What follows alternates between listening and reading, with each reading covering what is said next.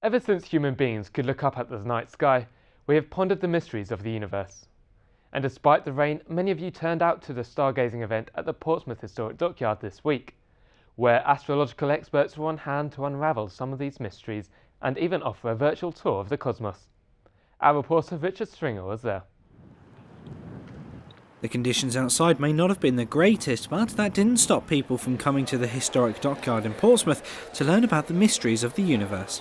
This is our annual stargazing event at Portsmouth Historic Dockyard. So it's a collaboration between the Institute of Cosmology and Gravitation from the University of Portsmouth with Action Stations and HMS Warrior. This is the 5th year we've done this event at the Historic Dockyard, and I think it was clear one time, and even on that day it hailed during the day. So we planned for this. You know, in the UK, a lot of the nights we've got cloud cover, it's raining, we can't see the stars, so we have a lot going on inside to make sure that members of the public who come along still can enjoy themselves. We've got a trampoline frame downstairs with a sheet of lycra stretched over it. Sounds very basic, but you put some marbles in the middle, you spin some others around it, and that's an analogue of how gravity works, of how you get something massive like the sun and it bends space-time and makes the planets actually go around it. So that's just one of the simple demonstrations where we've taken the complex science that we're doing and tried to translate it into something that members of the public can understand.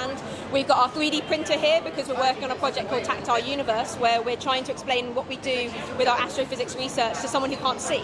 So if you've never been able to see a picture of a galaxy, how could we explain that to you? What we've done is we've created 3D images of galaxies so you can feel the shape of it instead.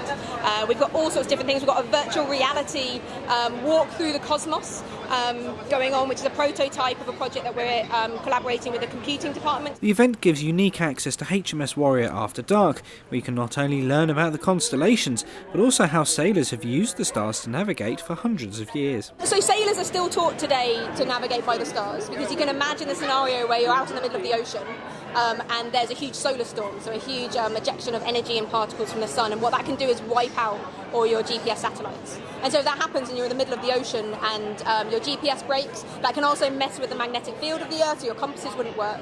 And so they still actually get taught how to navigate by the stars in case that happens. I mean, navigating by the stars isn't used the majority of the time anymore, but it's really nice to make that link with the Historic Dockyard on our doorstep and be able to talk about how this is all the cutting edge science we're doing today, but this is also how the night sky has been used for hundreds of years by sailors in the Navy trying to get their way around the world. At the university, they're trying to unlock some of the secrets of the universe, but the path to understanding can start by simply looking up. I always say that astronomy, the science that we do, it's simultaneously the most accessible and inaccessible science, because it's accessible in that anyone can be an astronomer. If you have vision and you're able to see the stars and it's not cloudy, you can be an astronomer. You can look up at the stars, you can see those constellations, you can watch night after night and see how the positions of the stars change, and that can tell you about how the universe works, how our solar system is moving and all of that kind of stuff.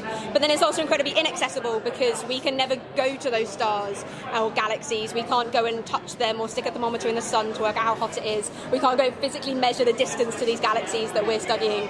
But I think it is testament to the fact that the skies have fascinated us for as long as people have been people, really. And if you look, you know, sort of in ancient times, there was no difference between astrology and astronomy. Those early astronomers were astrologers, and it's only when we started to be able to understand the science of the universe better that the two kind of split off. So we don't tend to, you know, look up at the sky at night and try to work out what's going on with the stars that you can see.